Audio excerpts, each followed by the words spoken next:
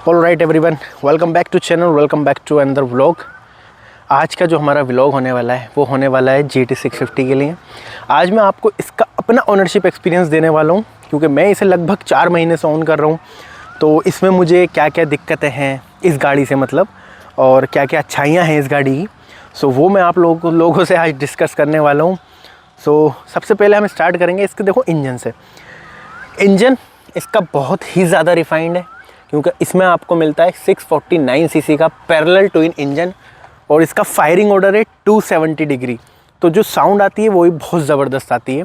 और इस price range में, मतलब ये 4 लाख के अराउंड का बाइक है, लगभग 4-4.25 लाख, इतने प्राइस में तो किसी बाइक का साउंड ऐसा नहीं है। देखो अप्रीलिया का है ऐसा साउंड, वो भी 270 क्रैंक के साथ आता है, बट वो थोड़ा और एक्सपेंसिव, 5 लाख 5.25 लाख समथिंग, और कोई शिफ्टर 12 वेरिएंट लगा के तो 5.5 तक समथिंग जाता है। तो उस बारे में हम बात नहीं करेंगे, अभी हम सिर्फ इस बाइक के बारे में बात करेंगे। तो देखो इंजन से बेसिकली मुझे कोई भी शिकायत नहीं है। GT के इंजन बहुत ही अच्छा है, बहुत ही रिफाइंड है। ब्रेकिंग से मुझे इशू है। रियर ब्रेक बिल्कुल एवरेज है, फ्रंट और बेटर हो सकता था, क्योंकि गाड़ी का जो वेट है वो बहुत ज़्यादा हैवी है। तो वेट के हिसाब से जो इसकी ब्रेकिंग है वो इतनी अच्छी है नहीं, टू बी ऑनेस्ट। क्योंकि मैं पहले 310 ऑन करता था, तो उसके मुकाबले मुझे इसकी ब्रेक कमज़ोर लगती है, उसकी ब्रेक इससे बेटर थी, टू बी ऑनेस्ट। मेरा ये पर्सनल एक्सपीरियंस है। और हाँ, शायद अगर आप इसके पैड्स वगैरह चेंज कर दो और अच्छे ब्रेम्बो के डाल लो, मतलब और अच्छे जो सुपर बाइक्स वगैरह में आते हैं, अगर वो डाल लो और ब्रेम्बो का RC19 जो मास्टर सिलेंडर आता है वो चेंज कर दो, तब जाके, हाँ, और लोगों ने ऐसा करा भी है, तब जाके लोगों की ब्रेकिंग काफ़ी इंप्रूव हुई है। तो एक शिकायत मुझे इसकी ब्रेकिंग से है। दूसरी चीज़, हाई स्पीड स्टेबिलिटी। ये बाइक बिल्कुल स्टेबल नहीं है हाई स्पीड पे। जब मैं इस बाइक को भगाता हूँ और जब मैं इसे कटिंग करता हूँ ना हल्की फुल्की, तो ये बाइक पीछे से फिश टेल बनता है, यूँ लहराता है ये बाइक। तो वो चीज़ मुझे इसकी बिल्कुल पसंद नहीं आई, क्योंकि मैं RR 310 चलाता था, वो बाइक इतना स्टेबल था। 171 पे ना मैंने उस दोनों हाथ छोड़े अपने, वो बाइक बिल्कुल पानी की तरह। लेकिन इस पे भाई मुझे डर लगता है, तो मैं इस पे हाथ इतनी स्पीड पे नहीं छोड़ सकता। रिस्क है तो इश्क है, वही वाली बात है। बाकी इससे मैंने ट्रिप भी मारे हैं।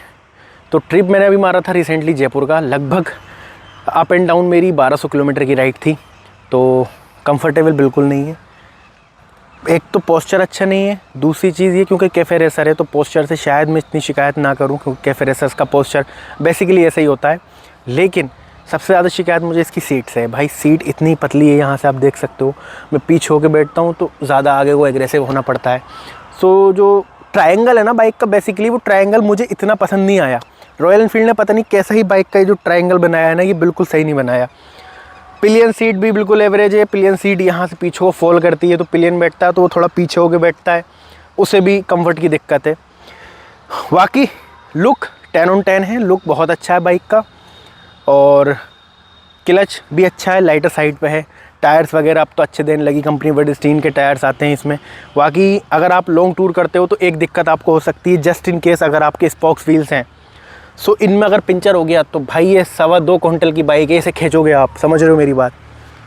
और क्या बताऊं मैं आपको इसके बारे में। साउंड चेक करा देता हूं एक बार, क्योंकि सबसे अच्छी इसकी साउंड ही है मुझे लगता है। 270 डिग्री का फायरिंग ऑर्डर है और मैंने लगा रखा है इसमें रेड बूस्टर। तो एक बार साउंड सुनाता हूँ, उसके बाद कंटिन्यू करते हैं।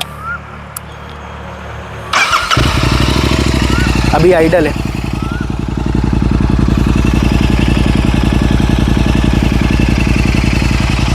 अब थोड़ा रैप करके दिखाता हूँ आप लोगों को।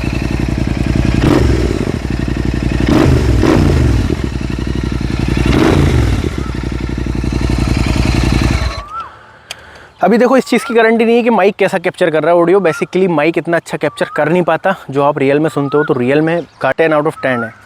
बाकी everything is fine with this, क्योंकि जो मीटर है वो बहुत अच्छा है। हाँ, मीटर का एक इशू और है, मीटर दिखने में बहुत प्यारा है, लेकिन मीटर का इशू क्या है, जो आई होप आपको ये वायर दिखती होगी मेरी, और ये मेरी नहीं है, जितनी भी GTs इंटरसेप्टर्स हैं, मोस्टली में केस आता है कि उनका मीटर एरर हो जाता है, क्योंकि ये वायर ख़राब हो जाती है। और ये वायर की पता है यहाँ से मेरे मड गार्ड पे स्क्रैचेस मार रहा है, क्योंकि वो लेंथ इतनी लंबी दी है रॉयल एनफील्ड ने। तो इन फ्यूचर खैर अब तो ये डिसकंटिन्यू हो गई, अब तो 750 आ रही है, बट 750 में आई होप कि उन्होंने ये सारी चीज़ें जो हैं फिक्स करी हों। ब्रेकिंग 750 में डबल डिस्क डाले हैं, तो ब्रेकिंग भी अच्छी हुई होगी गाड़ी का।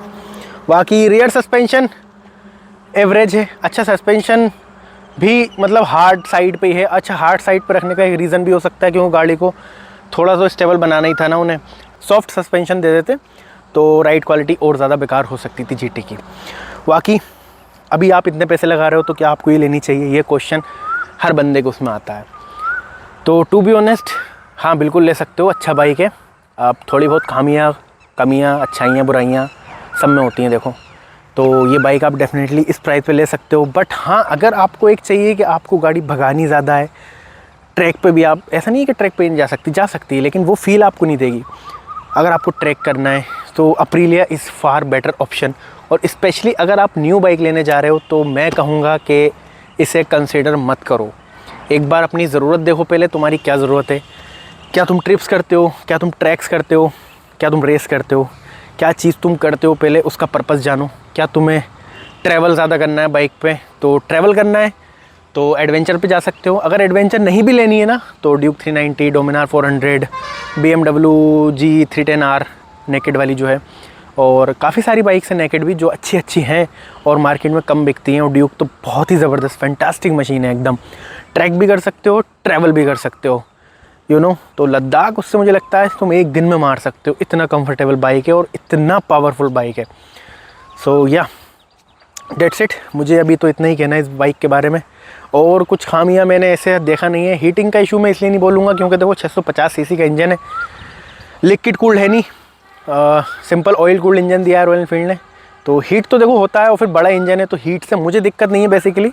और हाँ अगर आप ट्रैफिक में चलाते हो तो डेफिनेटली क्या नाम है हीट ज़्यादा होता है थोड़ा, बाकी और कोई इशू नहीं है। और ये जो इश्यूज़ हैं बेसिकली ये ऐसे नहीं है कि बहुत ज़्यादा बड़े इश्यूज़ हैं और आप बाइक नहीं ले सकते, ऐसा कोई भी इशू नहीं है गाड़ी के अंदर। Definitely you can by this machine, it's a beautiful machine, beautiful sound, और गाड़ी के जो प्रोपोर्शनल्स हैं वो बहुत ही शानदार हैं।